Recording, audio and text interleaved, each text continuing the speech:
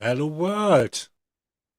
Welcome back to the show that needs no introductions at all. You already know what's going on. So, hey, Mr. Korn Jr., how you doing? Yes, Herr Korn Senior. This is the Puer Eternus. It is. It is, which makes you the Senior Eternus. It is. And as a senior, it probably would be my job to, I don't know, at least introduce the program. And I already decided to completely. It's a change of policy. A lot of things are going to change. And first thing today, we are going to drop some fucking theory on your asses. I'm not I'm not joking. I'm not kidding. This is not hypothesis, hypothetical, hypocritical any longer. Um, I think we have explained a lot of stuff already. This one would go into technique. This is strategy. Uh, our ideological world map, and we as a revolutionary republic in it. This is how you need to look at this shit. So, without further whatever, let's go. You hit it off. Okay, so this again. I'm John Christopher Kern. No, I speak by virtue of Colonel Korn, who allows me to be here with you if you're watching or if you will be watching, whatever. Um, I'm going to be talking about ideology. Um, um, um, at least that will be sort of the lens through which, or perhaps the crystal through which we look at the relationship of politics and economics through argument and ideology. And we're going to look at the lens through which we look at the whole, through which we look at the whole. And of course, the relationship between the lens and the whole is not static. It is not it is not eternal. It is changing itself. It is changing itself. Um, I got a lot of this from Marx in particular, or actually Hegel and Marx, but in this case, well, yeah, Hegel and Marx, with the sort of idea. Well, there are many ideas pulled together. Um, um, um, the um, the idea that really pulls together or motivates or drives what the 18th Brumaire, which is the famous 18th Brumaire of Louis Napoleon III. Um, um, um, and I wanted to get a sense of what moved Marx's argument. So let me talk about this, the context of the 18th Brumaire. Marx had in his work on class struggle in leading up to 1848. And in this, he's writing this, the history of France, as it led to the revolution of 1848, which was, we must remember, a loser for us on here on the left. It was a liberal revolution which succeeded, we must remember, because of or through the massacre of the working class of Paris, with 5,000 shot dead in the streets. Marx worked through his take on this, and of course the Communist Manifesto, in which he predicted that the working class would rise again, and there would be a communist revolution, and then or a working class revolution, and then it didn't happen. And then didn't happen. In fact, just the opposite. There was a or after the 1848 massacres, the liberals took over, and then 3 years later, instead of the left or the workers taking control, a mediocrity took over. A man not unlike the man in the presidency today, although Donald Trump is more than a mediocrity, but an adventurer, Louis Napoleon the Third. And Marx was sort of stunned. Marx realized he had to change his analysis, that the working class revolution didn't happen. And the question was why. Ma, in reading the Hegel and the 18th Brumaire repeatedly, I realized that this was not a matter of the autonomy of the state, which other people have said, the autonomy of the state from from underlying changes in the relations of production. But this was due to this success of Louis Napoleon Bonaparte III was what involved something that I call, rather obviously, the politics of theater, the politics of theater, and which both Hegel and Marx use theater both as a metaphor for politics, but also as a way to explain politics, as a way to show how both Louis Napoleon Bonaparte came to power through a rightist coup, militarist coup, but also how liberal constitutionalism failed. That is what of interest to Marx here. Marx sees that the liberal constitutional state is inherently contradictory, but at the same time, through these contradictions, would continue to evolve. In other words, the state as an overall economic directory still existed. The constitutional nation state was still a force. Now, there are various ways in which various sorts of logics which constantly interact, continually interact. But I'm going to focus on today on sort of two of them. One is again the politics of theater, and interestingly enough, as I think I've pointed out before, the main metaphor that both that Marx uses and Hegel refers to is William Shakespeare's Midsummer's Night Dream. Marx is fascinated with this with Shakespeare's play. He uses it to explain the politics of Hegel's philosophy of right in his critique of the philosophy of right. He spends considerable time and a number of pages, 5 to 10 pages throughout, using or explaining politics in terms of the dynamics of this play.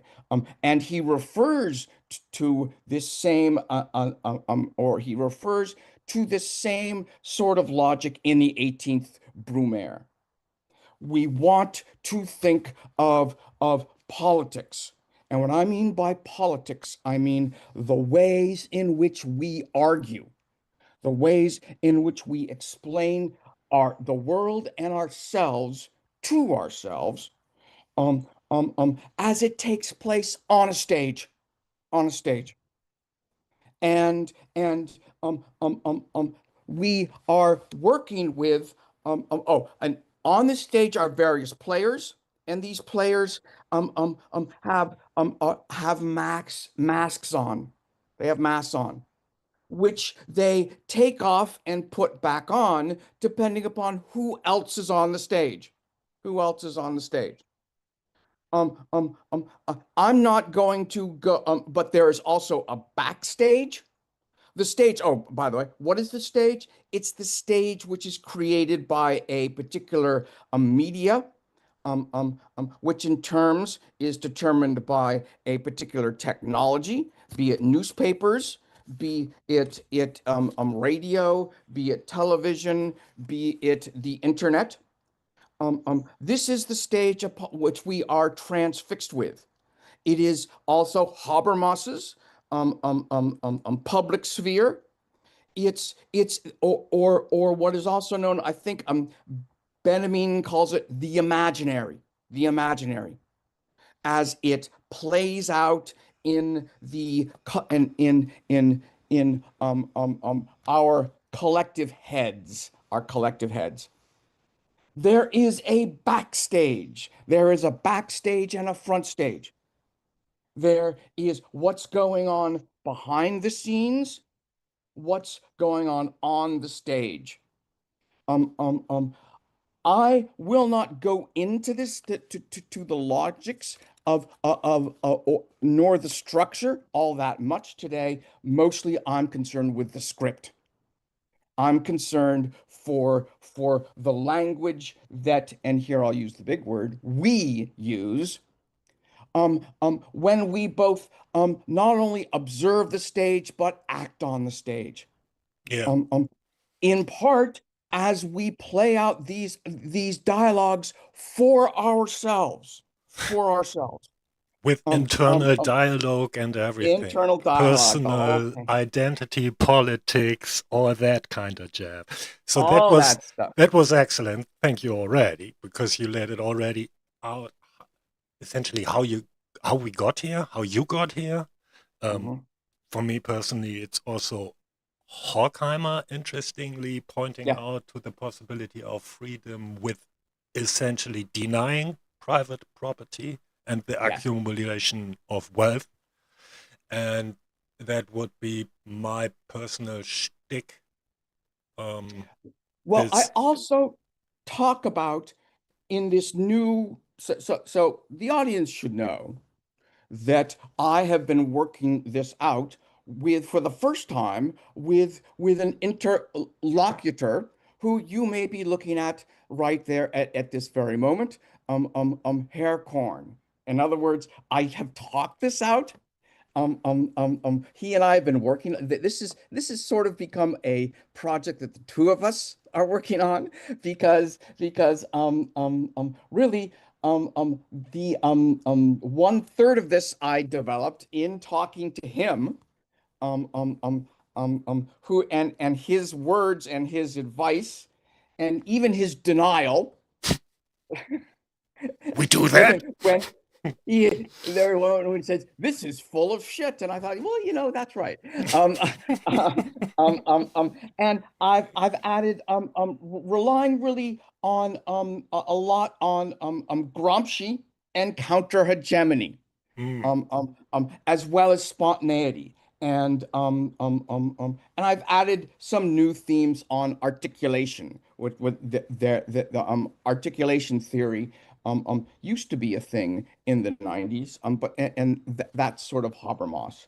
Um, yeah. um, um, um, Yeah, yes. I So get that. So that would also lead up to my just little remark here.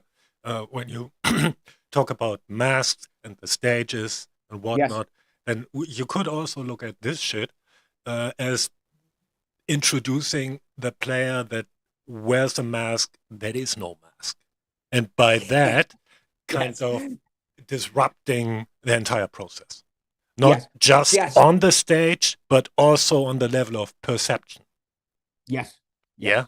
yes, yeah, yeah, yeah. Yes, and hopefully you will be able to flesh that out more. And I encourage you to step in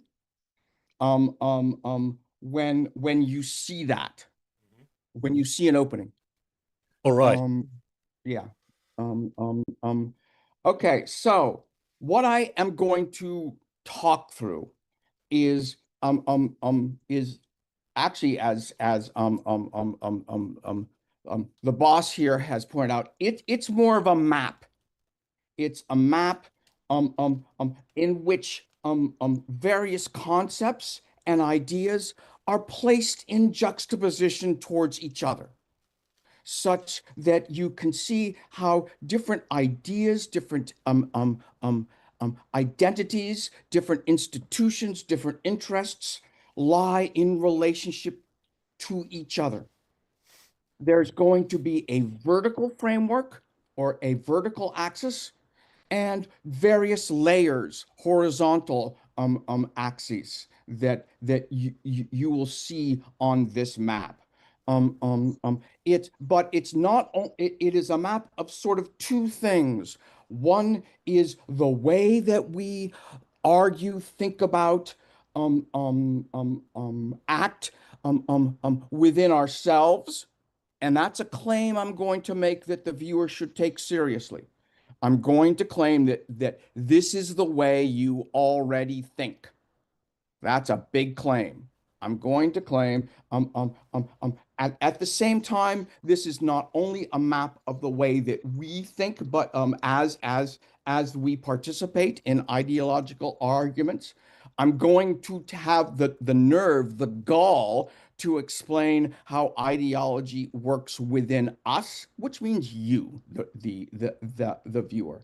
Um, but this is also a map of the way that arguments work. It's also outside us. It's the structure that contains us, which again is both ideological and institutional. Yeah, you want to take Um, the yeah, audience with you, yeah, along. yeah. Okay, so should I put up the map at this point? Why not? Okay, so here we go, folks. So, by the way, this map is available on Patreon, on the site of the which supports this program. I encourage you to join. I should actually post it, right? Yeah, Okay, yeah. let me do that. You go along. Don't let me Okay, disturb so you here we now. go. Share, and here we go. So, in its glory. Oops. You This guys see and anything? Let me check. You should be okay. able. Oh yeah, is So what we have here is uh, two circuits. The one which is sort of this we might want to call the superstructure at the top,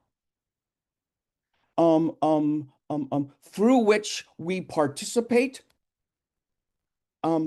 in the constitutional state, and in turn, at the same time, how that participation is mediated as executive action undertaken by the state. The bottom circuit, the bottom circuit has to do with the logic of articulation as what we might want to call dissent, but I want to call perhaps breakdown or transformation. Transformation. The a middle part is not so much so it is a different sort of logic. It moves it is more time oriented. It seems to go forward. It seems to go forward with the simple ideas of problems and solutions, or what politics is as argument, and thus as action, In other words, in making arguments to others, we are acting. We are acting. And action itself takes place in terms of an ideational framework or an ideational dynamic. This is where I'm going to claim, which I welcome your disputes, to claim the way that you and I think about and argue, and the way how, and set forth our own arguments, but it's also the way arguments are formed in our particular historical institution of the modern constitutional nation state. I will also say that this is that the modern constitutional nation state is also another word for liberal democracy, liberal democracy, which I think is the essential form of the modern nation state, for better or for worse, because the modern nation state, constitutional nation state, as Marx sees it, can turn into its shadow, can manifest itself in a variety of ways, some of which are self-destructive and can lead to class war, poverty, international war, imperialism. I'm also going to talk about someone new, the relationship with this of anti-politics to politics, but I'll talk about that later. But there is also a vertical axis, and this vertical axis at the core, it's political argument and action. I'll explain these terms and the way that the map works. But what we see here through this center is sort of how, again, politics acts, is structured and acts itself out.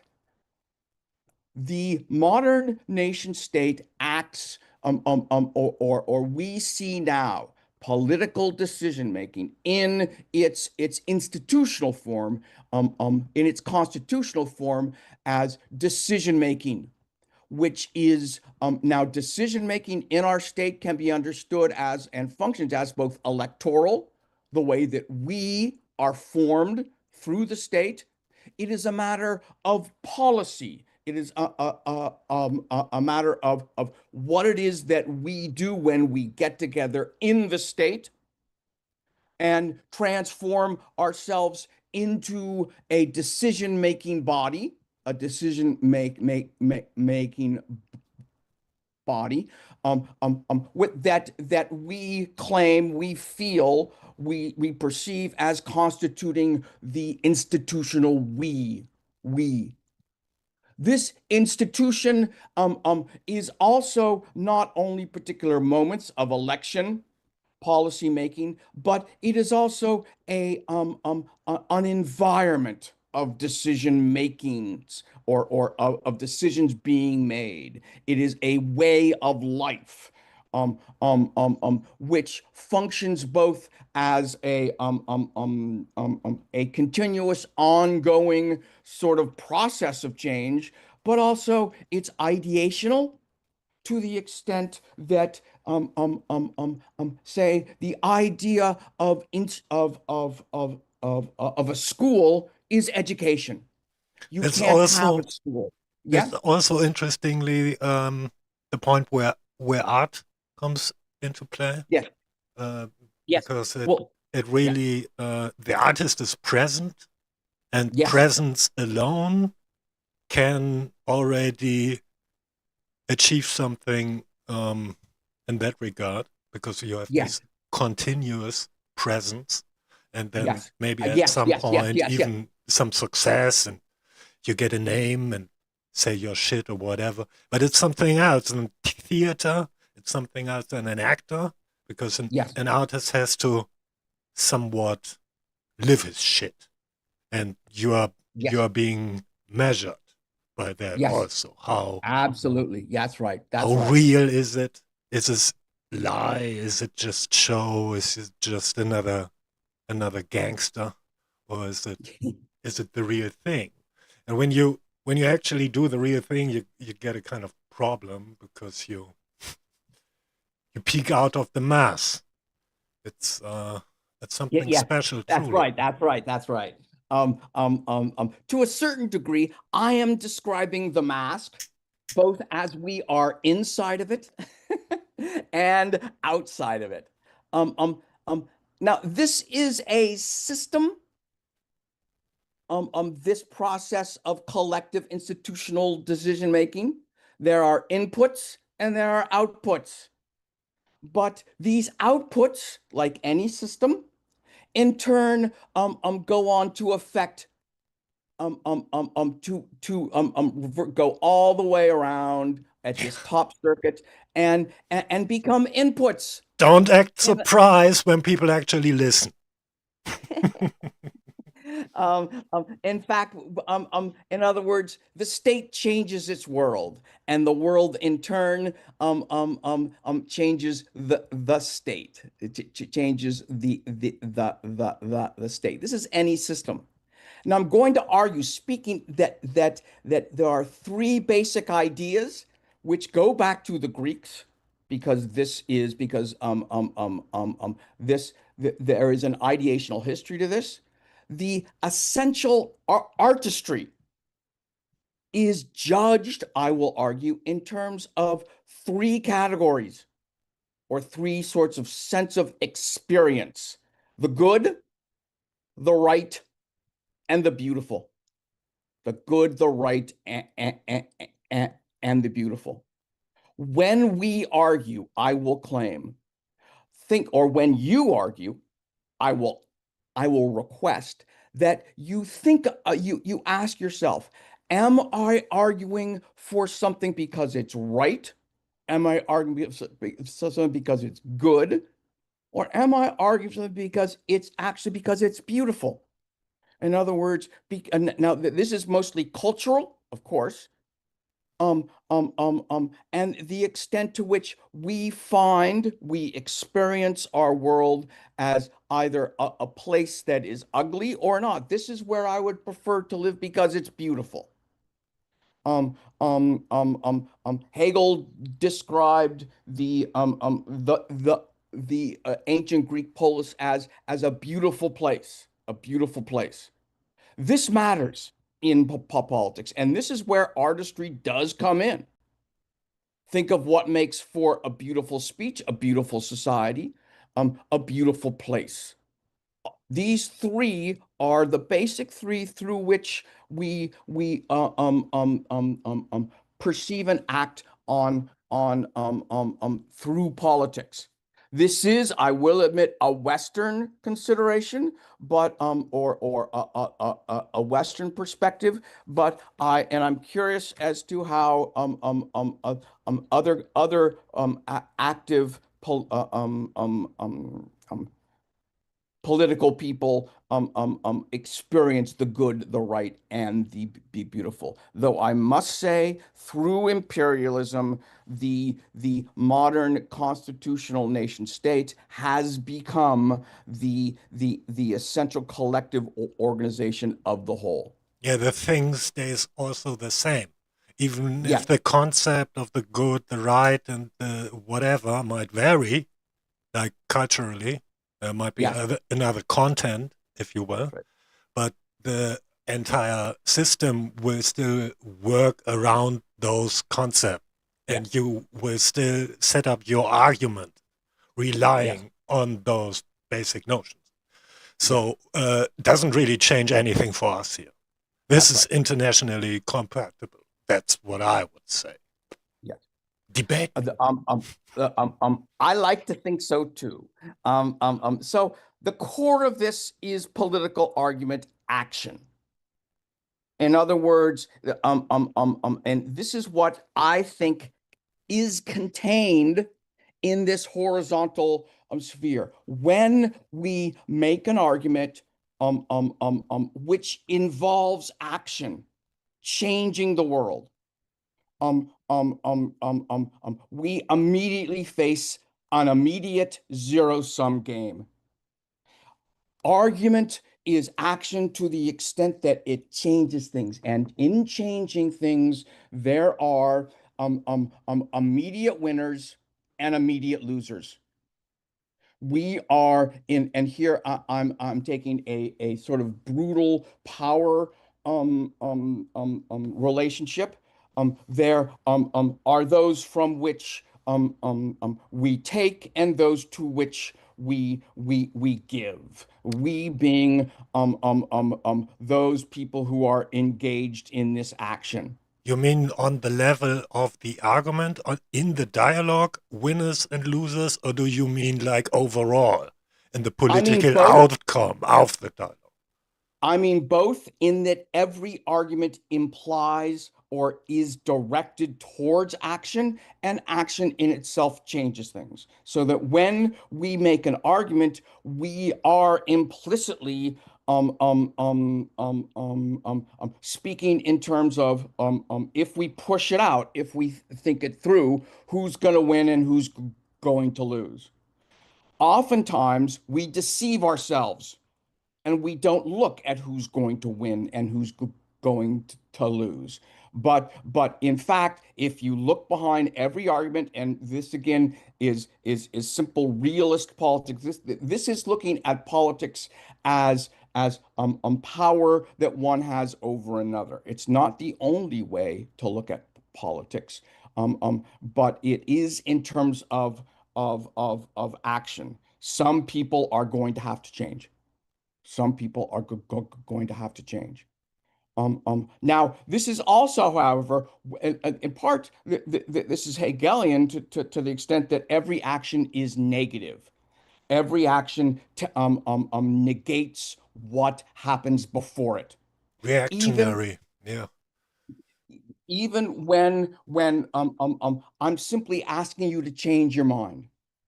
I am asking you to think these thoughts instead of those thoughts. I'm arguing for something new, which in involves a repudiation or some sort of substantial revision in the way that we think. Let me expand this out. Whenever we act, or what makes action different from behavior.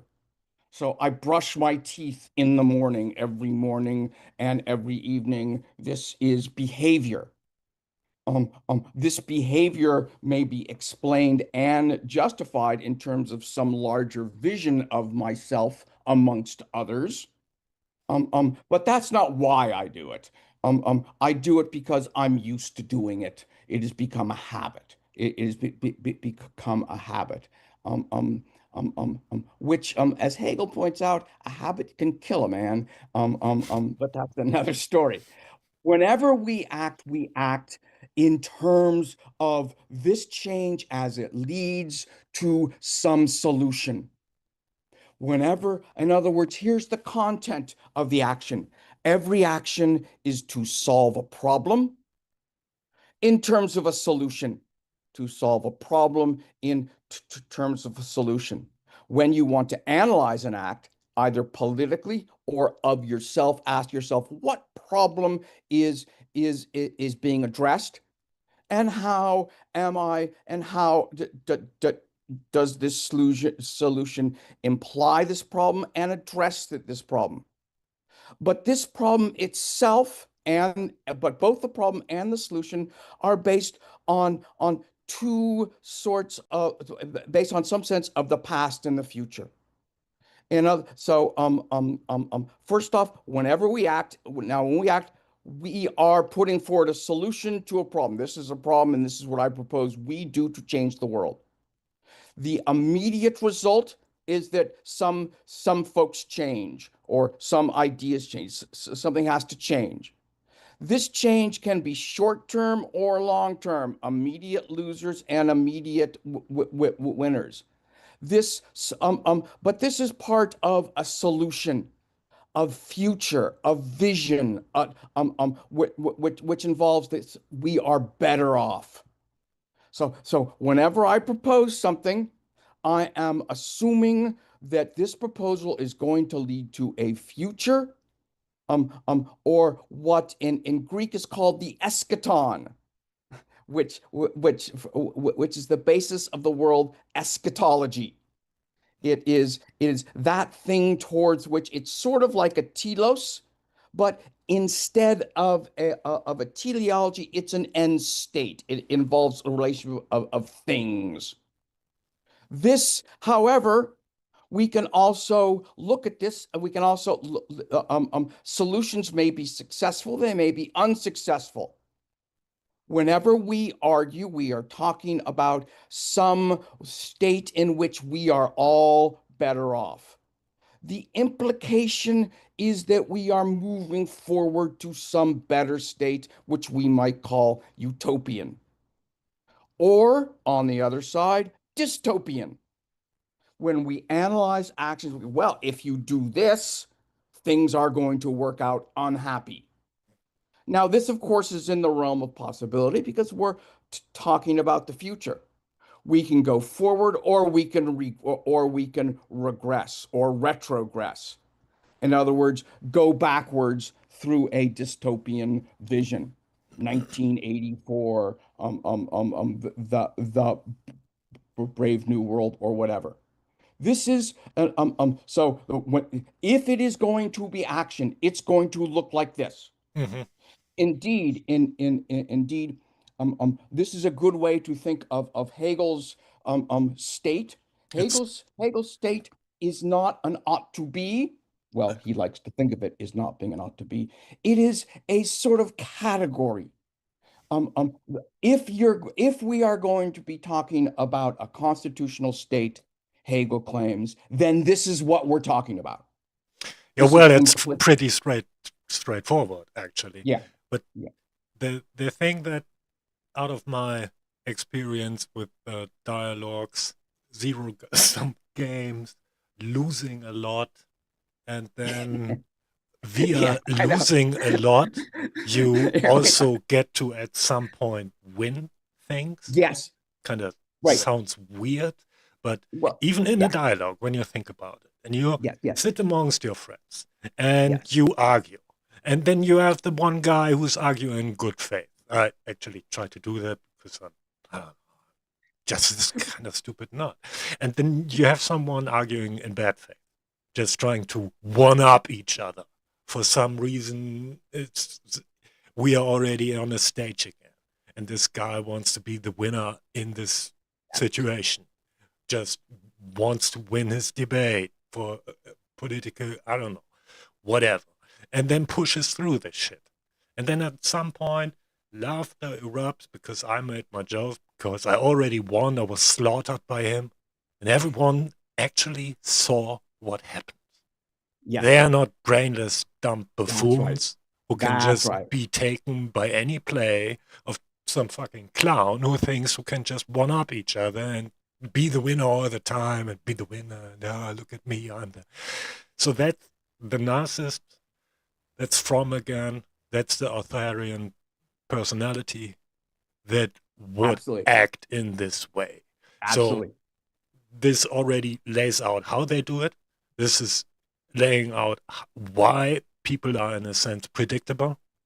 And if you know essentially the endpoint of their Echnaton, Eshta, what's the word? Eschaton. Sorry, eschaton. So, And so notice here. you can roll back their entire shtick from behind. Yes. You can look through them, and you can then take it all apart, and it Yes. will be glorious. Usually, So, as a part of that, and here I'm going to do traditional left-right socialist fascist politics. Because again, I'm going to argue that this is something we all do. When I make an argument for, say, socialism, I am, and I put forward the long-term solution. What's the long-term solution? The long-term solution is so people are going to have to change. The rich are going to be immediate losers, and the poor and eventually the middle class will be winners immediately. However, but I'm making this argument with the upper class, even the 1% in who are in the audience. And here is the thing about politics. Politics, which is sort of surprising, politics is in its essence, one aspect of politics, which I think perhaps is crucial that we should never forget. Politics is about education. Here, what I mean here is that the goal of politics is not to defeat or eliminate one's opponent. It is the goal of politics is certainly, although people think it is not. I mean the goal. I mean inherent in politics is not the desire to humiliate your opponent. The idea of, or the inherent idea of politics as education is that you want to educate your opponent. Whenever you make an argument, you are assuming that if the person who you're arguing for, part of your argument is, look, you will be better off if you do what I say. You will be better off. Otherwise, you just walk away or you just punch the person or whatever. No, every argument is an attempt to convince, which is really an attempt to educate. Put it this way, in terms of power, it's much easier to get people to do what you want them to do if they agree with you. Indeed, if they identify with you. So, what I want to say to the 1%, look, you too will be better off in a socialist world. Why? Because humanity will be better. And you, by virtue of being human, will be better in a socialist world. More In other safe, words, more happy, more less in happy. debt, less That's right. worries, luxury, Less. space That's communism right. for everyone. So That's there's right. also the question, what exactly are you losing with that?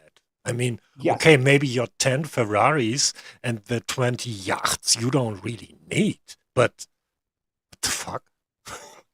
You'll be better off. You'll live in a would you rather be and by the way, there are some people, would you rather be Louis the 14th, or would you rather be in a Greek Socrates?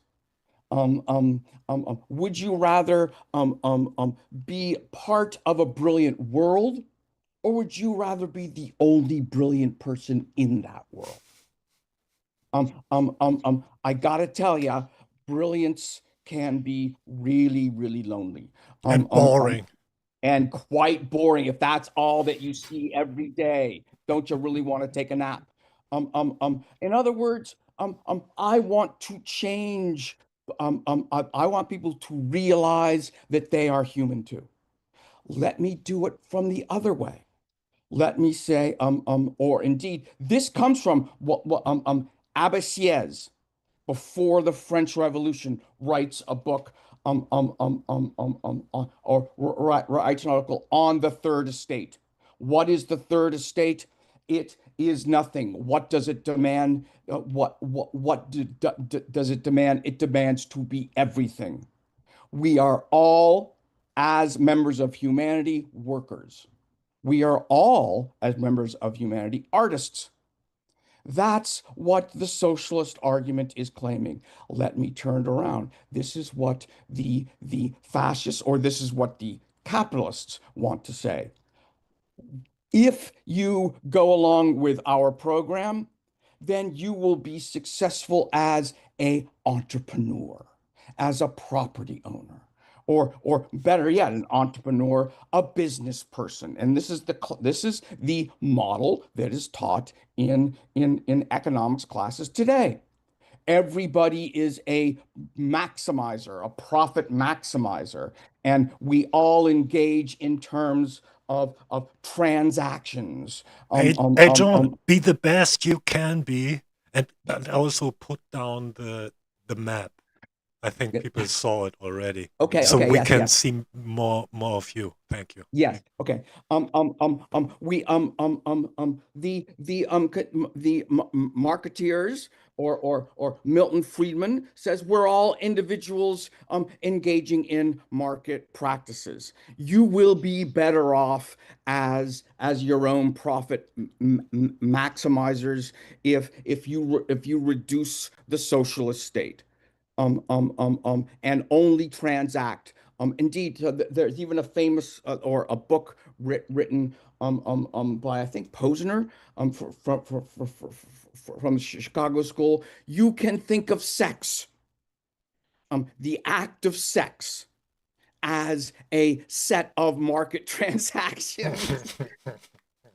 It's In other not words, just liquids, yeah. folks. It's market transactions. It's Um, power uh, dynamics. It's violence. It's all that too.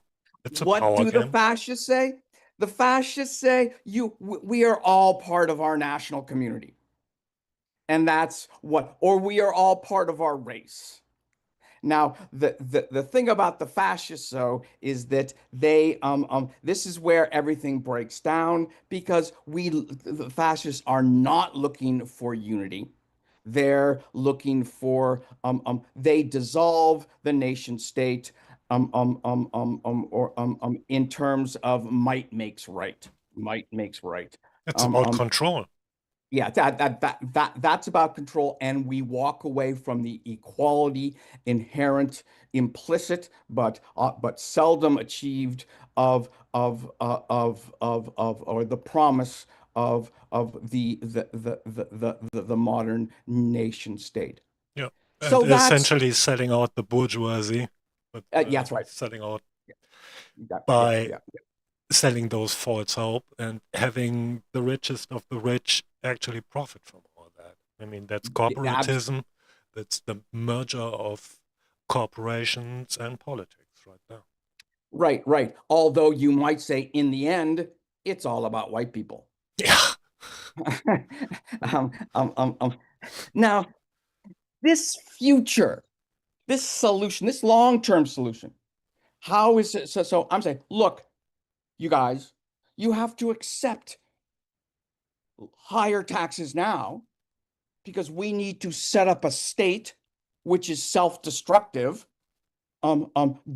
purging it of its liberal pretensions, such that in 4 or 5 years after we've drained the swamp, we will be working for a world in which everybody is a small entrepreneur exchanging goods to maximize our profits. Or we can say, no, no, look, you may pay higher taxes now because what we're looking for is a over time we are going to give you a better world through which you realize your real prosperity in terms of a vision of unity as humans and artists.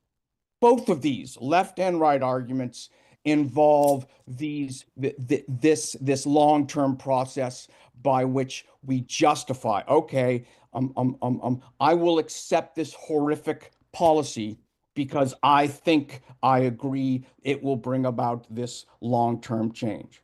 This is why it's so important that we talked about Trump, because that's exactly this process. This Yes. fear of freedom. So you have to remove yourself out of the equation and bring yourself under that and such umbrella to achieve this. Yeah. Now we go forward to the eschaton. The eschaton is achieved through transcendent values, what it means to be human, what it means, this vision which is outside ourselves, which is above us, this notion of what we're striving to be artists. We're striving to be more human. We're striving to be kind. We're striving to live according to what Buddha or Socrates or Confucius wants us to be. These are transcendent values. I have them, you have them. It's part of being human in the world. Transcend, it's the God above, the God above. It is that which is greater than us, but guides us. It's the vision of you that motivates you to be a better person. You want to be better? Well, this better you is an ideal over you that motivates you to change. That's transcendent. The source of our change is a vision that is outside ourselves. It's also meaning. It's It also is more also, than live yeah, for just another day against this pain and that's not right. trying to end life. It's something else. You're looking at a long arc. You have probably eventually no problems to suffer for 10 years because you know at some point something's going to happen. You're Uh, going to be you're going to be a better person in a better world.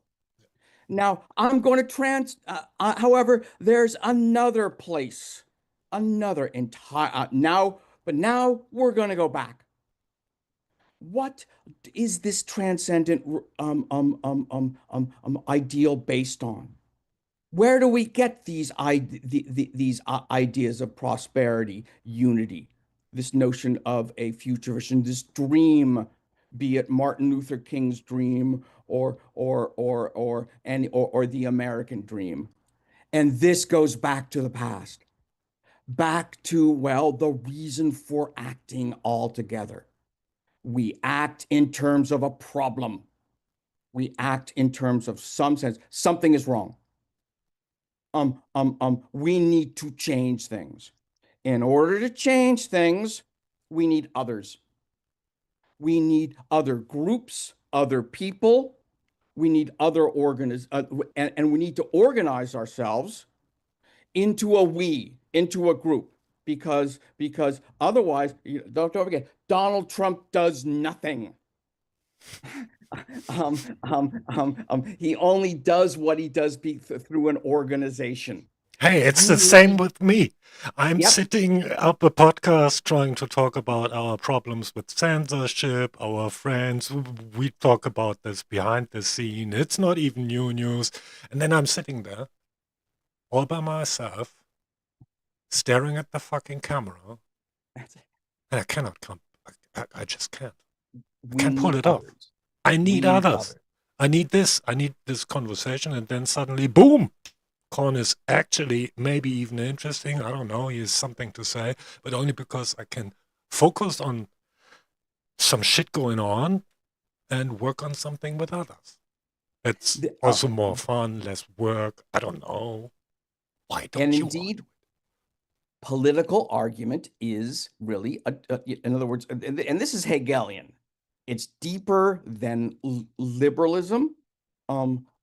It's the idea that humans understand their humanity, experience their humanity through others, it? Exactly. not not as property holders. I need to make you all free somehow. I need to convince you all to eat shrooms and I don't know, work on yourself so I can be free. It's just Exactly. that's my fucking problem. So just That's right. get with it. Now, politics, this problem, we need, what I'm saying is that we need to change. And this is expressed and indeed is felt with some degree of urgency. Now is the time to act. By the way, now is always the time to act, or we must prepare to act. We must do it now. Because this problem, well, to a certain degree, this problem, people are suffering, and it's not their fault. They are helpless victims. There are helpless victims, and there are violent perpetrators. In other words, the problem we almost is resolves into an enemy, an enemy. There are we have allies, others who are allies, but we have others who oppose us. Yeah, which is also absolutely dumb because actually they are not. We are all coming Actually, out of this liberal fucking basic soup, and that's just they are not, but they that's just what don't we have see in it the yet. yeah, but that's what in the pot. And then Yeah. you have all kind of critters jumping out of it, and you there in the kitchen, you wondering what the fuck That's is coming out of this pot, man? Look at all this shit. And yeah, okay, you can hunt forever through your fucking flat. Try to get rid of all the critters getting out of your pot, or you stop fucking cooking it up. so here is a sad truth. Here is a sad truth. And I will argue that even to Boss Corn, that one reason why he is that there is a touch of anger in his voice, ah, and I share it. ah. It and here is the anger. It's that when we realize this is the tragedy of politics, the initial basic tragedy of politics, I think, in that it is easier, or put it this way, there's two ways of organizing, of getting help, of pulling to get together allies. One is that we can argue that in the end we are all friends. In the end, we all have these common interests, human interest. This is why we should get together. We should get together because we are all essentially friends, united in terms of some basic human love. Now that's one way of organizing people, but here is the tragedy. It's easier to organize people not in terms of who is our friend, but who is our enemy. It's Or monetization, man. You can make a that lot of profit with that kind of crap and just label others the problems, and you are it always the victim. There you it go. is It's an endless business model, man. if you want to get people on your side, then you point out, look at that other guy. He's so mean. He's trying to kill us. He's so Look at the other mean. guy. He's disgusting. He's Look at that. probably on drugs. Look at him. He's probably trying to. In other words, it's easier if you can point out your problems in terms of some violent perpetrator. And that's a tragedy. There you go. And it makes me angry with humans. This is hell. Is that it's easy that humans seem to respond easier or quicker to fight and kill enemies than we are to make friends. I'm not saying that it's impossible to make friends. No, we make friends all the time. However, it's not as easy as it is to organize around hate or fear. However, this problem, where does it come from? How do we organize this problem? Well, we organize this problem in terms of well, this is just the way humans are. This is the idea of original sin. And or this is what history has presented us with, or this is our fate. In other words, when we sort of say, when we push back, why are we fighting here? Well, we're fighting here because this is just what humans do. War Or has we're been fighting, here before humans have been, or something yeah, like have been that. fighting. Yeah. Animals fight, chimpanzees fight. Mm. Or self-interest, selfishness, which is actually the original sin, the original sin. We conceive of our friends and enemies in terms of a pre-existing set of cultural ethics, which the majority agrees with or accepts. In other words, we are determined by our past. This past itself is based on these things called values. Do we in other words, it's values that make up our ethics, that through which we perceive the problem, organize with others, in terms of some anticipated policy. We act, we change the world. We tell those who are losers and even winners, look, this change is only a part of a process through which we will be unified. This is where this is the past is what's eminent. What's eminent is not what is above, but what is below. Think of Antigone here. Antigone speaks of the gods within, the gods inherent within, not above, but within. In other words, life. Life is not transcendent. Life is inherent. Life, you don't, you cannot even, when we say life, we're not even quite sure what it is. What is it that distinguishes a corpse, which itself is moving around on the inside? I It's see dead decaying. people. It's got entropy, right? But before you die, your body is also moving around. We are all always moving around, but we move around in terms of a process, or this is sort of the way the world works. This is the way that the world ought to be. This is the way the world is. Yeah, This and is the that's reality. And we don't even agree on reality we don't anymore. we don't That even we don't even agree pretty on good this because pretty good the, article somewhere deep in my Facebook feed. I already forgot about it. It was a really good piece talking about all this civil war essentially cooking up in the US.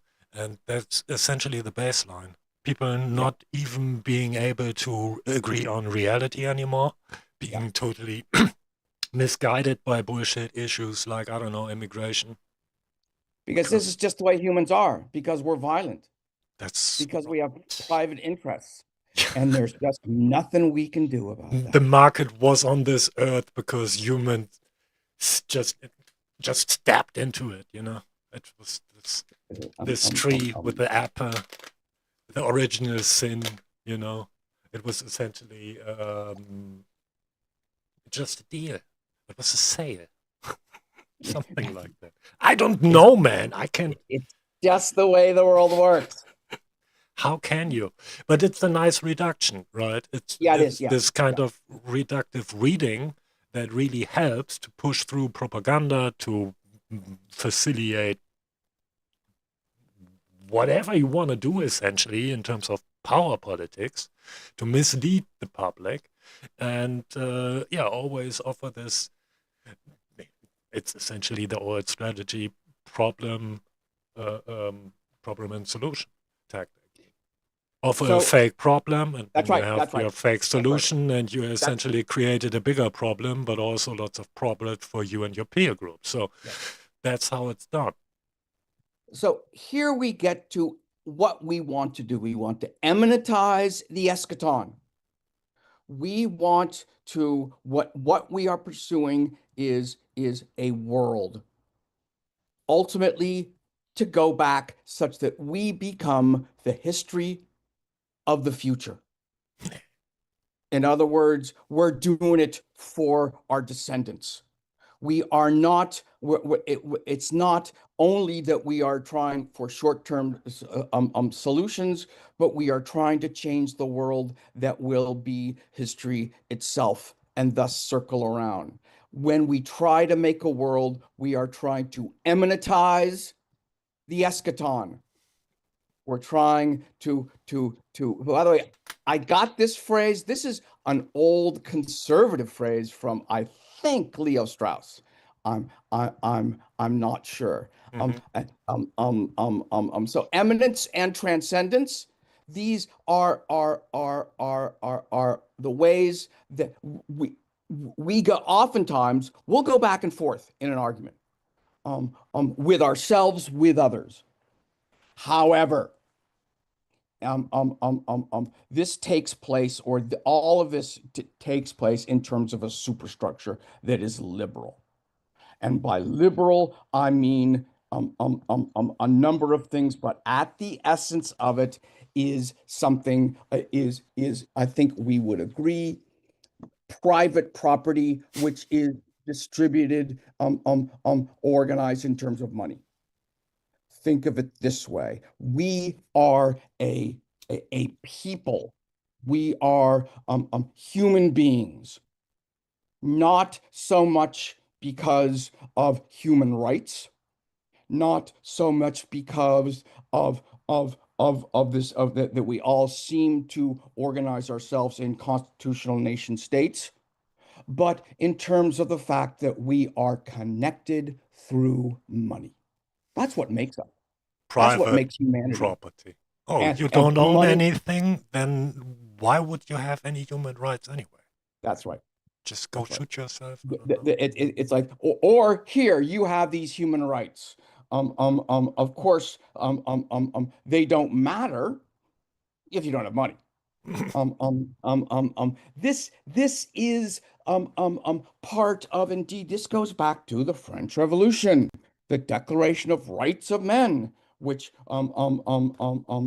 is contains the claim that private property is sacred. Private property is sacred. The guys leading the French Revolution, at its beginning, were all about free markets. Now, they were all about free markets in opposition to the feudal state, as was Adam Smith, also argued for free markets, in opposition to the guilds, which were like late feudalism. Mhm. Now, Which where is so interestingly is also reaction to the power of the colonies and that what yeah, that made with trade. That's the that's right. appearance of Yes, global trade.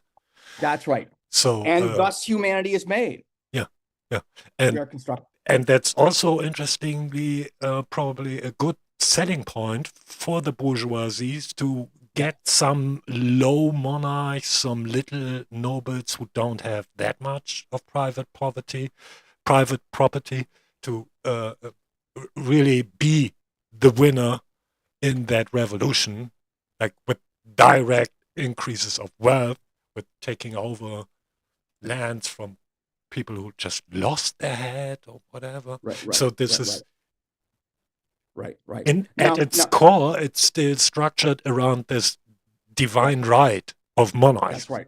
and That's right. of private property Yes. being Well, related. right, right. So the idea, it's interesting. We say, um, um, does Trump says we want to own Greenland? We even speak of state sovereignty in terms of what does America own? We use this ownership even to talk about other people, other places. The world is divided up in terms of money and exchanged in terms of money. This is, in a sense, another way is that a way to think about this is that we produce our goods for the market. We act for the market. I have to do this. I organized myself as an academic in terms of who will buy my labor as a teacher. Um, um, um, um, um, um, Korn has to put together his podcast in terms of who is going to spend their time listening to us.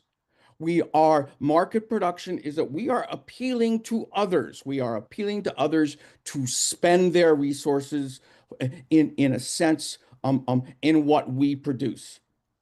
This is not yet capitalism. This is not yet capitalism. This is actually a process that goes way back, indeed, to urban trade, long-term city trade, but also national trade or regional trade, Barter of all the way back. skills. Yeah. Yeah. But between Sumer and the Harappans.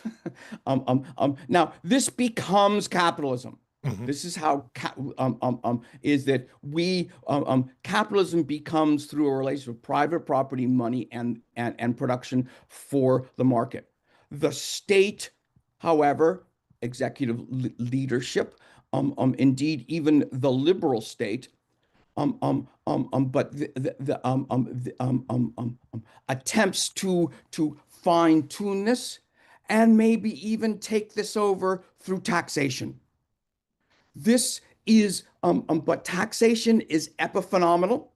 In other words, taxation is sort of parasitical on the original exchange between those who have money and those who want it. But this is indeed, it is only through state production. This is how socialists like myself think, is that the first thing we have to do is take over the state such that we can control the insanity of market capitalism through taxation. And How are we going to deal with Elon Musk if we take over the state tomorrow? and Well, that's where a lot of debate is going on. Exactly yeah, this question: do we even have to take the state at this point? What's the state even? yeah, It, because the state is it it's is it epiphenomenal. useful? Yeah. Yeah, is it Is useful? is it still working as it's Right, supposed to work on paper? And right, if it's not, then can we circumvent? And can right, we can right, we right. build up? Can we pick The up the question, power from the streets? I mean, that's right, where right, the state is siphoning off yes, its that's the main artery. That's the lifeline. We are the state. yes, And indeed, in a yes, way, to talk about we need to conquer it or whatever is also a bit of a deception and lays bare the workers' freedom problem, as I like to call it, because we are all involved with this fucking mess. And yes, then you have this basic liberal mindset, and you have the Democrats and the Republicans, and all are fighting for, in essence, yeah, just the same shit with right, different outcomes. The one might actually shoot people straight and go hunt for them, and the others will just not abolish police and reduce racism via policing. And that topic is totally out of the. I don't even know what's going on there. Have the cops shot any people of late? I don't. It's just complete. So that's also very interesting. There's something deeply rotten in the way yes. we try to policy, try to come up with policies to react to reality as it unfolds. And then, so I think this was helpful to lay down what that even is and how we argue about the stuff, how many basic assumptions already sneak into this stuff before you. So there's a lot of unthinking also to do if you want to So be successful in this. I'm going to back. I'm going to back up Corn's arguments with. I'm going to pull up the. I'm going to share this again. Um. Um. Um. So here we have gone through this sort of past, present, future that circles around the eminent, the way the world works, and the transcendent. Here we have the values, culture, ethic, friends. Oh, immediate winners, structural winners, and then hegemony. Hegemony is when one class rules the system in terms of its own interests.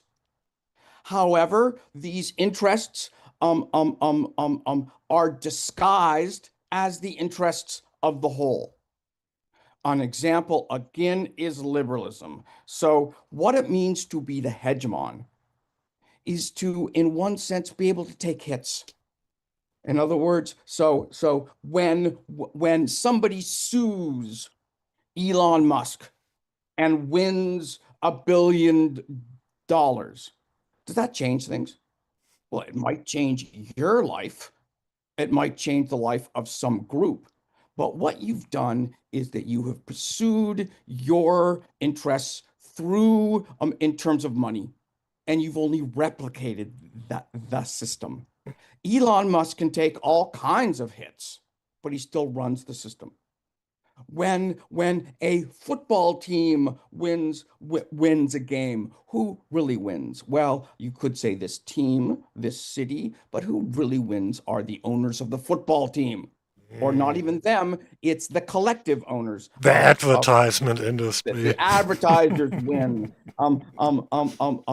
We think of whenever we think in terms of, and here is in terms of, and here is a great difficulty in this, is that when we think in terms of individual rights, this goes back to the individual rights in private property. They're individual things.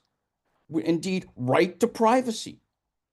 We are when we speak of free press, we are thinking of actually where we move up into the scheme of politics. We're not there yet.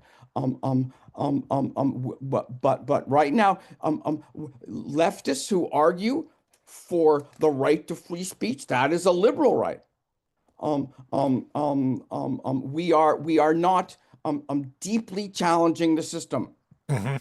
We I'm are not not saying really talking about the actual possibilities to make right. choices, That's the right. That's right. monetary financial freedom to actually follow through with Right. all the fucking speeches you might drop, really. Right. Right. So we had the right to free speech. The motto of the Washington Post was "Democracy dies in the dark." Well, sort of. What happened was that Jeff Bezos, who heads up Amazon, bought out the Washington Post and then let it die. Actually, killed it.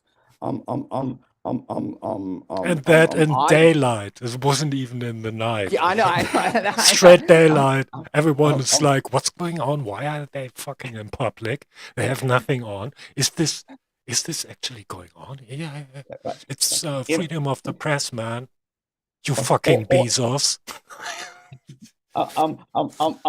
if you want, and everybody should know, sure, you have rights in a legal system if you can afford a lawyer.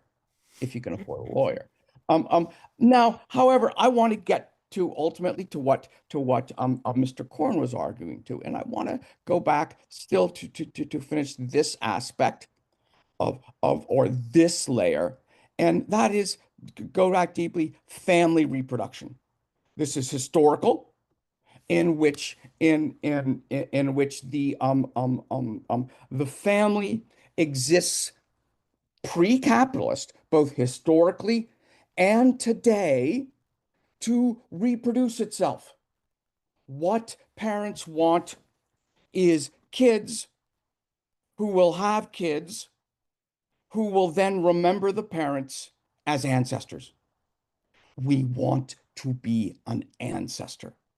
We want to replicate ourselves and the unique idea of or the unique realization or the unique process of our own thinking. Yeah, that's what you think. My dad just Well, wanted me to be successful in life and have all those women and that's right, right. Well, sort of like the way that he wanted to be, right? He was a Um, simple man. yeah, so is my dad. So by the way, this is where we get and still get, I will argue, the idea or yeah, the idea of communism.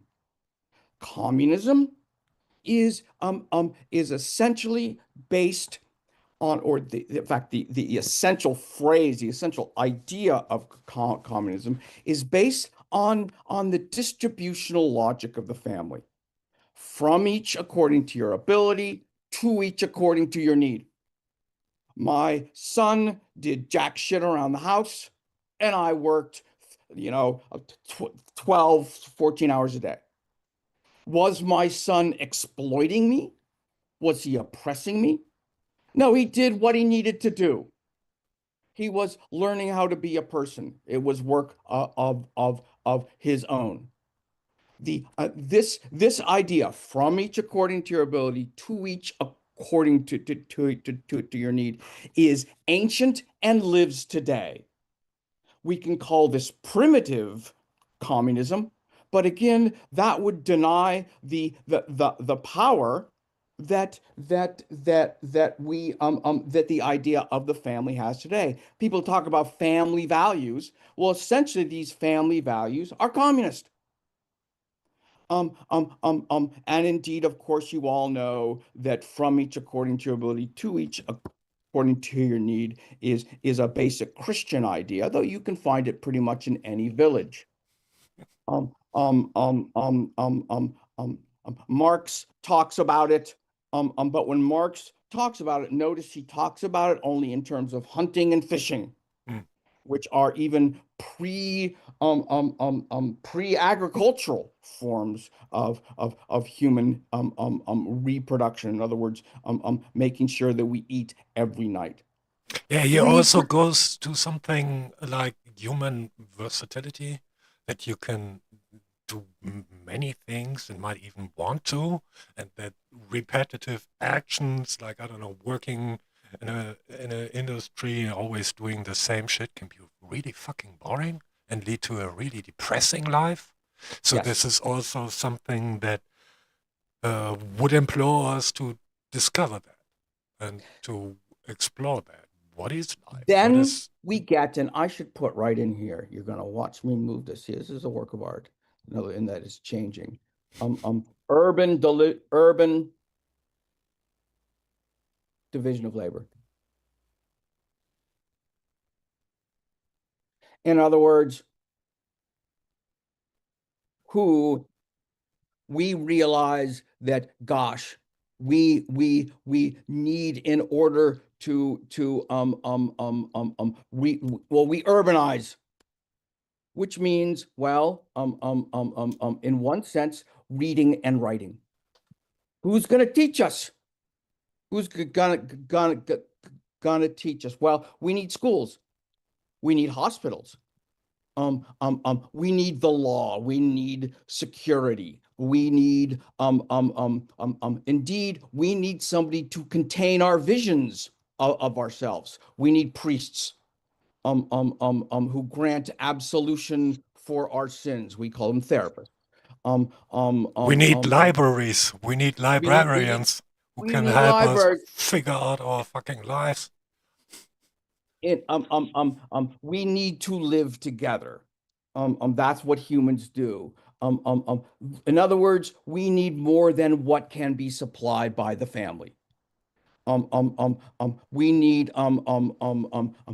to reproduce ourselves through distinct institutions, which act in terms of ideas of education, of therapy, of the sacred, of the written word.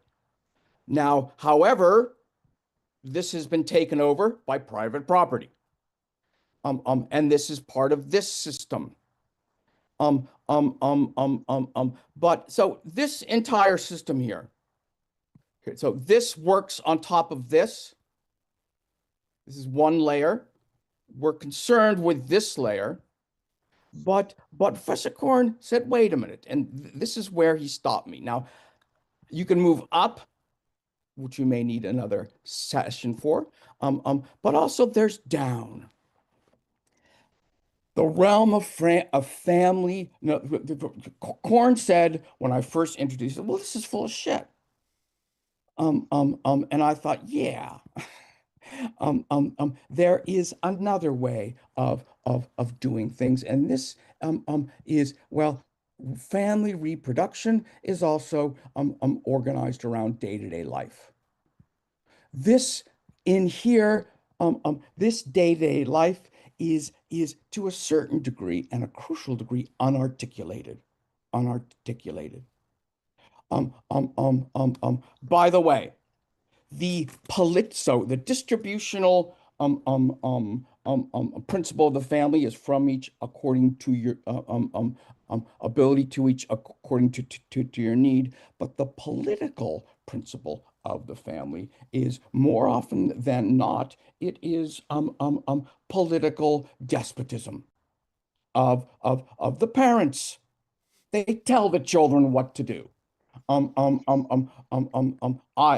My son may be exploiting me, but I told him when to take a bath. The way it all works together, the political principle and the distributional principle is the assumed context of love. The emotional principle of the family is, now this is all in an ideal sense, is love. We assume that the family is pulled together through love. That's an assumption, I know. That's a big assumption. Um, um, however, this is when we first start to act together. Indeed, when I point out all these things about communism being the essential idea of, or the unifying idea of the family, that's unarticulated. We don't act in our family in terms of these ideas. In fact, we act in terms of the necessities of day-to-day life, in which we learn through praxis. We learn through praxis. Yeah, Um, here's the um, thing I've learned to that point. Family um, can also be family. Like, the family is not the gang, but the gang yeah, can also be family when yes, your actual family leaves you out to hang, die, yes, whatever, be depressed.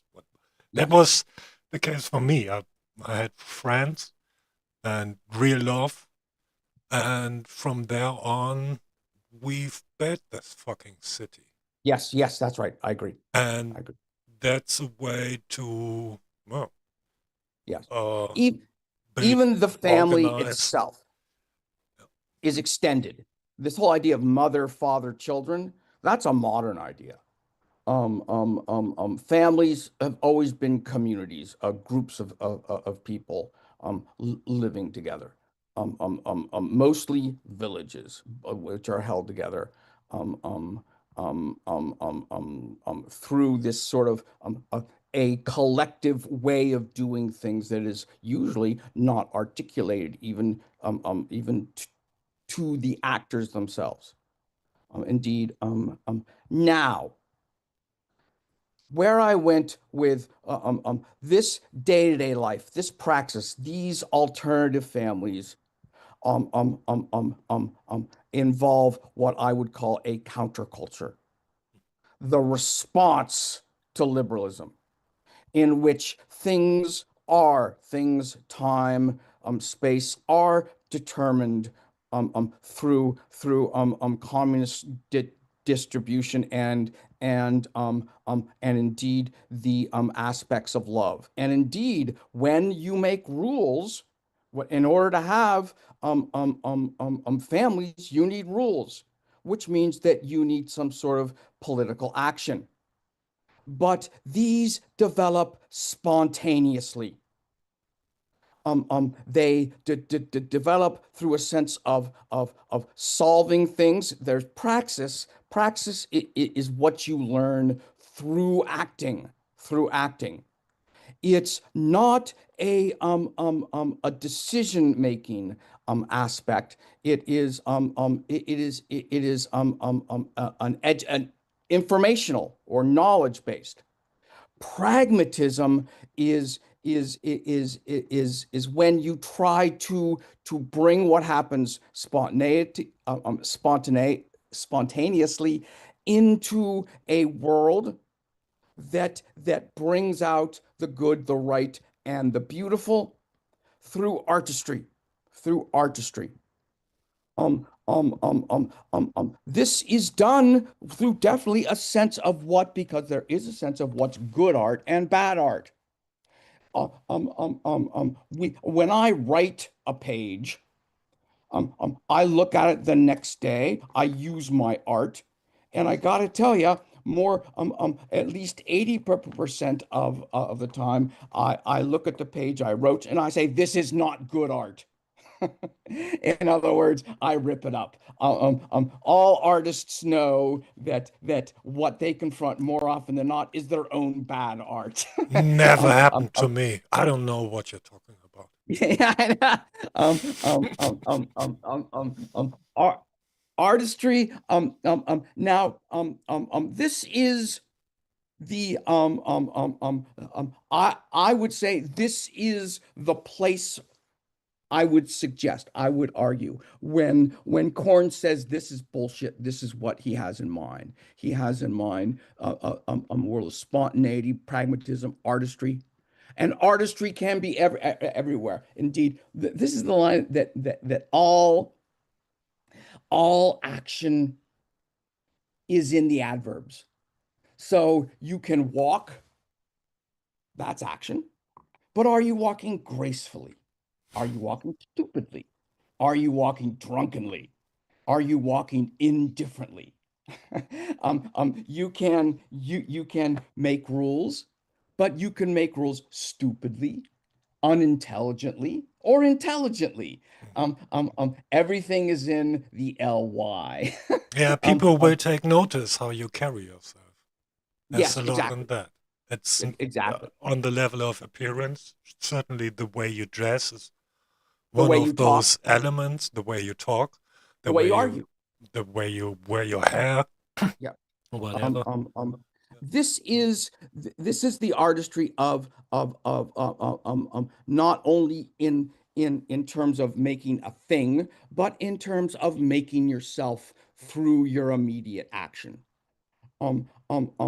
Now, I talk about here in terms of rearticulation, not unlike reproduction, but this little thing here. Oh, right here, and this is where Trump, not Trump, Trump, this well actually Trump too.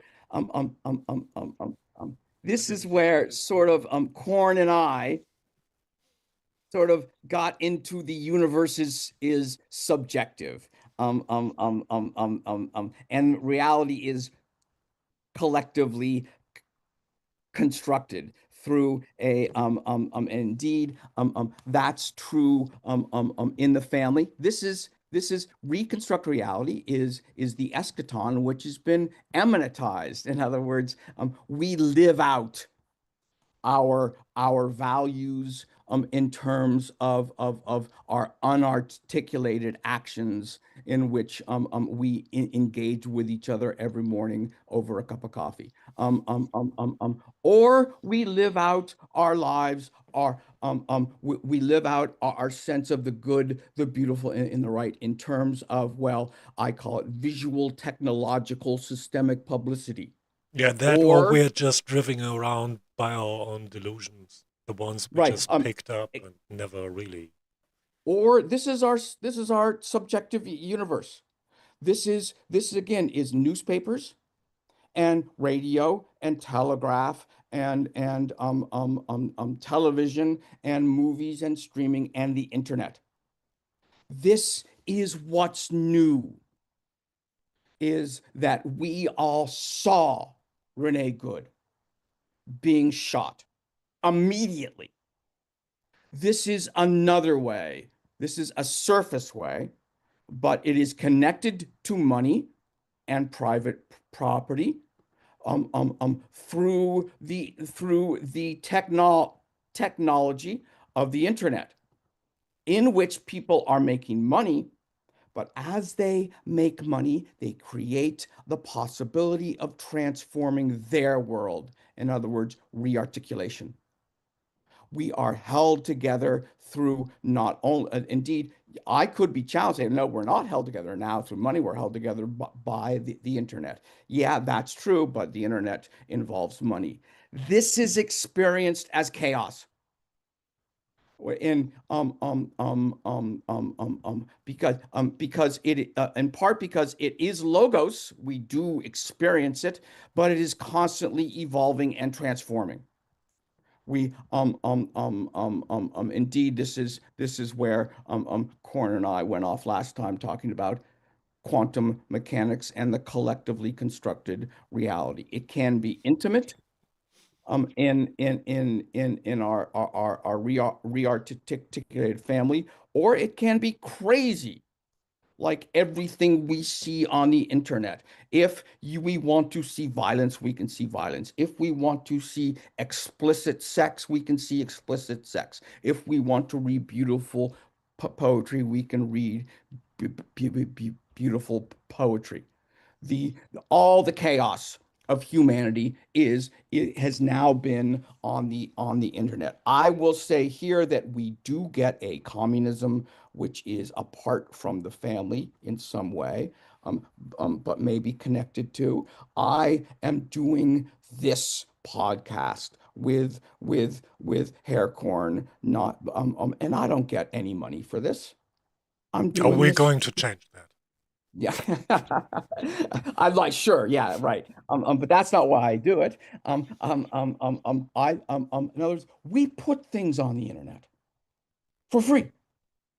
We distribute. I can pretty much get any, well, actually, no, I have to sort of pay like not I used to get books for free. It's harder to do that now. We put things, we do things because it's good that people know about them.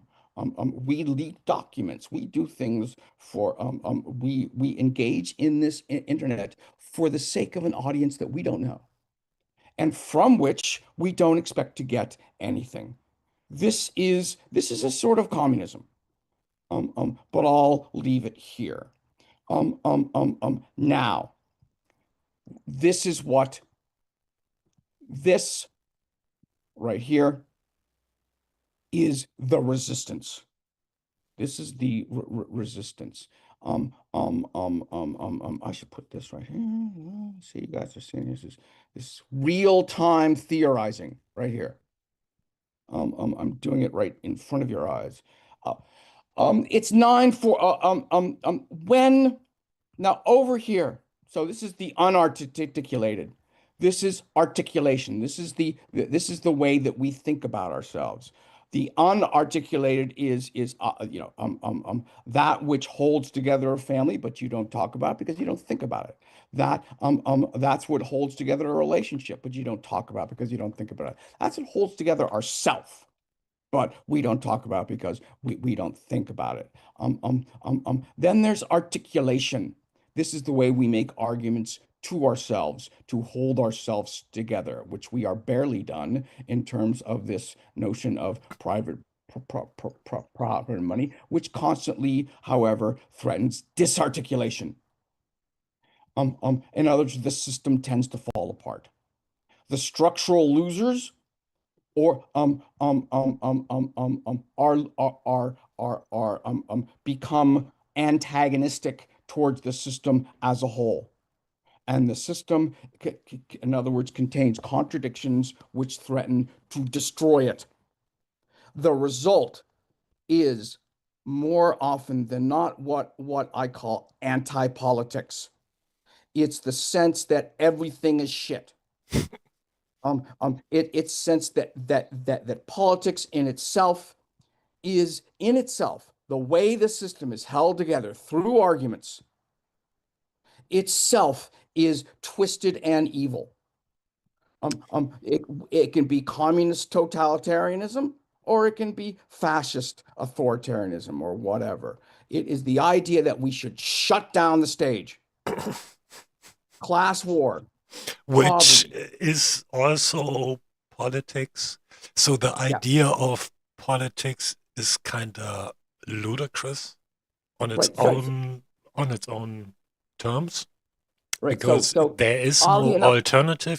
You would really have to propose one in a sense, and then make politics work as come back again. anti-politics, That's right. That's right. but there's no way out of it, as we already kind of laid out in the programs before. Everything is politics, everything is philosophy, everything is interconnected in a sense. Yes. It's just a Indeed, term we've developed for yeah. human interaction, if you will. So, but that goes. What I would like to get more into you with you is the unarticulated, because I that seems to be the core or the essence everything yes. stems from. So, is there a way to articulate the unarticulated? Yes.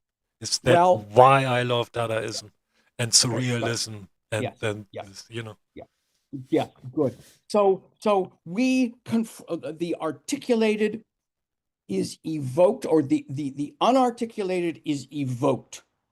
Sometimes it's evoked as articulation. Sometimes it's evoked, but mostly, dare I say, the unarticulated is evoked in not completely articulated ways. For instance, the idea, I think, of Dadaism is to evoke something beyond the Dada. In other words, here is something utterly absurd, which I, as the artist, placed there because I want you to think of the absurd as a comment on the way that we live our collective lives. There's a famous book that most Americans have read, called Catcher in the Rye. And Catcher in the Rye is about an adolescent boy but by the way, a lot of people don't catch this adolescent boy, it just mentioned in a phrase, he just lost his brother. His young brother, I think, committed suicide, and he himself has just been kicked out of prep school. And he's wandering, this is during Christmas vacation, and he's wandering through New York. And this adolescent boy realizes that everything that humans say, everything, is phony, is full of shit. Even, well, what do we say? We say, how do you do? What do you mean, how do you do? Does You don't anybody want to say, know. does anyone, oh, you want to know how I am doing? Is this really a question? Or are you just saying this unself-consciously, as, sort of like, you're not really interested in how I'm doing. This is really just word, blah, blah, blah, blah, blah. What he realizes is that everything that everybody is saying and doing in New York in the late 1940s is, he's really, that the grown-up world is just full of shit. Um, um, um, um, um, um, and indeed, that's the unarticulated. There you Now, the go. how do you do actually does serve a function. It serves a function. So like, these are sounds that we make in order to show that we understand social niceties, right? Introductions. However, it's yes, these are words, but they're not completely articulated. We just assume things when we say, how do you do? But it's what you really think about it. Have you ever thought that how do you do is actually how do you do? This is a serious question that we just utterly ignore. This is why I was pointing to Dada. I had Yeah, this experience myself at this expo where I just posed this abstract, ruinous piece of garbage, hung it there, and it was supposed to be poetry and whatever. It really robbed a few people at the wrong points, and then they present themselves differently when they walk into my place, and then they walk out again. And one of them was really screaming, like insulting Yes. me, Yeah, whatever. you never can And tell. You never and can. that was the moment where Yeah. this unarticulated part was suddenly articulated, not in a But in really an nice way, unarticulated way. in it, yeah, and then also in a very unconscious manner, Yeah. also in a kind of manipulated way where I essentially manipulated them into this reaction, not knowing what they will bring into the. So there's something that becomes visible in this outburst that Yes. might be totally stupid and full of insults and whatever, and Yes. this needs to be forbidden, and how can you call this art? And with that, um, it lays bare the value concept that's behind that, that Yeah. some art somehow has to be not art and others has to be beautiful, that this Yes. level of um, interaction and Yes. this this act to make things visible at the level of the audience, with the Yes. audience in Yes. interaction with their Yes. own liberal narrative, is something that for many people isn't beautiful. That's mainly ugly and it's Yes. concerning. And then Yes. the artist is the problem. Not Yes. so you as an artist get to be shot a lot for this kind of work, which is in my view totally useful to help Yeah. people realize in what kind of world we so To put it another way, and the way, by the way, I did put this together through thinking about the lectures I was telling my students. Another way to talk about what everything Korn is talking about is what we do when we're watching a movie and the puppy dies. Puppy dies. And all of a sudden we are struck with sadness. We will even weep. Now, if somebody turns to us and says, the puppy didn't die. This is a movie. You saw the image, but that puppy, it's still alive right now. Why are you crying? When we see the puppy die, we know the puppy isn't dead, but we cry as if it actually died. This is the extent to which art reaches into the unarticulated and brings out, even if that unarticulated defies what we in one sense know to be true. It's just a movie. On one level, it's just a movie. I know that, but I'm also crying.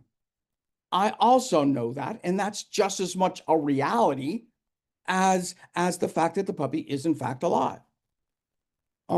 What we see evokes things that are real in a be in a sense in which, or to defy what we commonly think and foolishly think is not real. The person who is being a fool when they cry when the puppy dies is not the person who was crying, but the person who says it's only a movie. That's the real fool. And other. So I was just watching or on the screen. What is the movie? Saving Private Ryan. And the first 20 minutes are this like horrific scenes of battle, and people are just shocked and horrified. And if I said to these, look, it's just a movie, it's not really happening. I would be the fool. yeah, stop watching movies then. I mean, what Yeah, the yeah, yeah, fuck? I know. Why are you doing this? This brings us to the political here. And here here I'm moving the conversation. So everything that we've just talked about, I want to focus on one aspect of it, and that is when humans act. Think of it this way. And this is the what we want. What's going on in what's going on in Minneapolis, but what is going on, say, in Woodstock, or what's going on in the Nuremberg rally, or though perhaps a little less spontaneously. There was, I forget, I have no idea where I read this, but it's a story of Serbia in Belgrade. And I read this story about, and I'm gonna stop here, and we'll work more on this later. But this is a great story. I don't even know if it's true, but I heard it, and I don't even know where I heard it. This was in Belgrade, and this was during the Serbian Civil War, when the Serbs dumped Milosevic and kicked him out. Now, how did that happen? Well, it happened through mass demonstrations. Well, what is a mass demonstration? Well, it could be organized, but this one and many of them aren't organized. They happen spontaneously. And one person told me, or actually I read this, I'm not quite sure, it was kicked off, he believed, by a month of increasing gasoline prices. And the price of gasoline over the space of a week was climbing and climbing and climbing. And the news people, the daily news set up by the Serbian regime, would go on every day and say the price of gas has remained stable. Remained stable. Hasn't changed. Everybody knew that this was a lie. Hmm. And what kicked off the Serbian mass demonstrations in Belgrade was this sense of, we are being insulted. We are I cannot be who I want to be, who I claim to be, unless I protest. What a true mass demonstration is when 100,000 people decide on their own, in terms of their own sense of what's right and wrong, that they have to step out in public and declare themselves. You could argue the same thing happened in the US after the killing, Exactly. when the administration spun the entire event and pretty much outright lied to the people. They lied to it. And everybody, and indeed, that was the turning point. But it's only because, well, the city of Minneapolis is now demonstrating every night that this is, in other words, what kicked it off was an external demand on identity. I can't be my vision. I can't live out my vision of myself as a good person unless I march tonight, unless I declare myself publicly tonight. It also has to do with the state, with our Absolutely. conceptualization of the state. And when we have one that's constantly lying to us to just enrich the whatever president, whichever faction is in power, then there's also a serious problem for the entire Yes, community. that's So right. So this, here, the disarticulation becomes rearticulated through immediate action. And this is what we call a moments, or mass moments, or mass. Actually, it's moments. Indeed, it's also movements, in which I remember in the Vietnam War. I simply cannot do this. I can't live in this world in terms of supporting a state which is in engaging in this genocide. Mhm. It is not always done publicly. It is often done it is done privately. In other words, oftentimes resistance happens with little actions. In other words, I'm going to protect this family. I'm going to warn this person that ICE is coming. I'm going to bring these people food. Oftentimes, individual there are moments in which people are moved because of to identify themselves through action, publicly or privately. Publicly through the manifestation of the collective we in public space. Sometimes it's done privately. I'm going to hide this family in my attic, or it's done publicly. Now, when this public is done, both of these are done in response to sequences to events. In other words, the events can work themselves out such that we are drawn out into public. In other words, in terms of a history. So what happened in Minneapolis? Well, this woman in her neighborhood was protesting, but she decided she had to move her car. And in doing so, she freaked out some untrained guys with guns, who didn't understand what she was doing, so they shot her dead.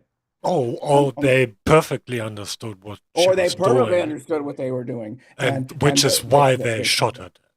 Right, So right. that would And be the other reading. Yeah. I know. And this is the history of this we, that in term that is the same history that through which we explain class war. But this is also the history through this also, by the way, is history that can be manipulated by, well, what's the response to counter hegemony and counterculture resistance politics? That's the status quo asserted and re-articulated as might Yeah. equals arbitrary right. In other words, what does ICE say? ICE says, well, you should have obeyed. You should have, when a guy dressed like this with the word police written on his chest, when he puts a gun in your face, then you should do what he says. That's the right thing. That's the In other words, most radical and extreme form we see in the US right now. that's We have right. we have the same here in Germany with Yep. Palestine protesters who are being labeled terrorists just because they say Palestine has to be free from river to the sea. And just this Right. phrase Yep. alone now That's right. rendered me a terrorist in the That's right. eyes of the German state. They are That's right. completely absolute dimwits, doing the same in Britain, Right. Right. and just pulling old people, like really the middle class protesting on the streets. They are being locked up now. So the Right. system is essentially done already. This is just a matter of time because they are locking up their own people. So- Yeah, it's one of the most bizarre things. But this is how the system reacts to counterculture resistant politics, yeah, counter hegemony. With this ultimately this idea that might makes right. Our response is rearticulation, but as it's political, we speak in terms of these same ideas. In other words, up pops again. We struggle to find ways to organize ourselves collectively, and we do so in terms of, well, of another of the old form, historical form of action. Well, are you an anarchist, a communist, a capitalist? authoritarian fascists. In other words, political action really only knows how to speak in terms of the systemic ideology of the past. And this is what we have to break out of. This is where I stand here, but this is where we are being confronted with the disarticulation of the system because the system perceives us as a threat. Yeah, This I guess we this are. With is this, we are. with this. So all of this stuff up here, yeah, up here, I will talk about. Well, unfortunately, so I could say, oh, well, Korn and I already talked about this, so we don't have to go over it again. This is the possibility out that we are now provided with by history. However, the fear is that it's going to repeat. This is what, don't forget, democratic liberalism is the basic idea of the constitutional. It's the system which we are forced to interact with now.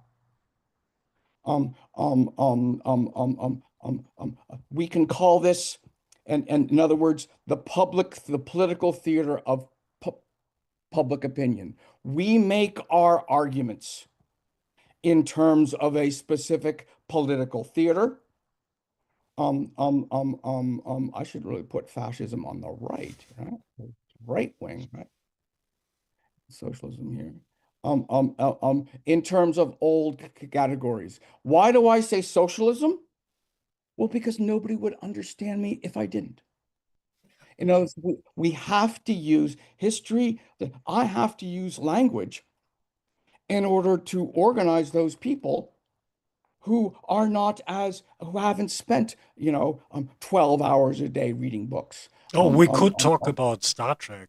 I mean, maybe they've seen Star No, Trek, yeah, and we can counterpose Star Trek with Star Wars. That would be right, fascism, right? right. So But so it's been 2 hours. Yes, it would be. Yeah. Yes. No, I think that. Yeah, that's absolutely. In fact, John F. Star Wars. I mean, Star Trek is the vision of John Fitzgerald Kennedy. We'll talk about that later. It even has its own sexuality to it. Okay, so yeah. Well. I guess next time we'll finish. There'll be a second version. Oh, we are Um, going to do a second version now, I maybe. mean, yeah, to finish this part, right? hmm hmm We'll do Um, open the we'll lines. do. Maybe Yeah, someone is going to call in for the Zoom call. yes. Another half an hour. I wonder if I'm thinking probably not. Sally didn't make it. She She has promised no that she link. would. I She will post the link to the Zoom Okay, in the okay, Patreon. So great. look out for that, people. Thank you very much once again, Mr. Korn Jr.